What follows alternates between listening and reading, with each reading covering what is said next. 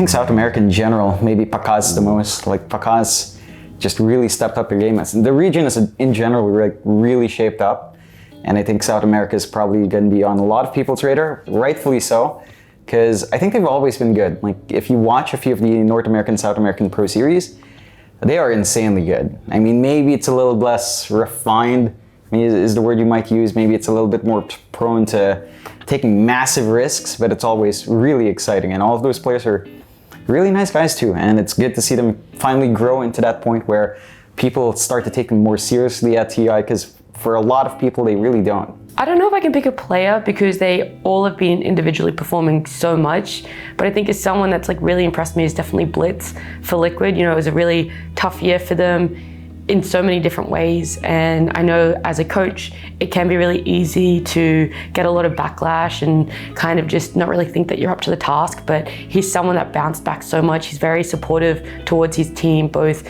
you know, in game, out of game, when it comes to bouncing back between series, bouncing back between tournaments.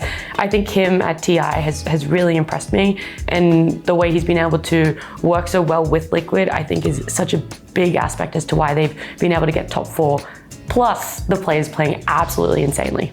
I'm going to say the two LCQ teams surprised me a lot, because Secret, Liquid, right? At least for Liquid, I would have assumed that they would have just flunked in TI, right? Because they came from last chance qualifiers. The whole year was really bad for them. Secret, the whole year was terrible for them as well. If you told me that they were going to be top 4, both those teams were going to be top 4 at the end of TI, I would have told you you're crazy, you know? But here they are, and it's been incredible. I guess both teams are quite used to LAN Dota, so I suppose they have that advantage, and they were able to get used to the meta through LCQs. So they might have had that slight momentum, but it's definitely surprising for me, like, the fact that we haven't got teams like LGD in the top 4 and that you've got like the last chance qualifier. It's crazy. Yeah. It's crazy. It's a wild TI.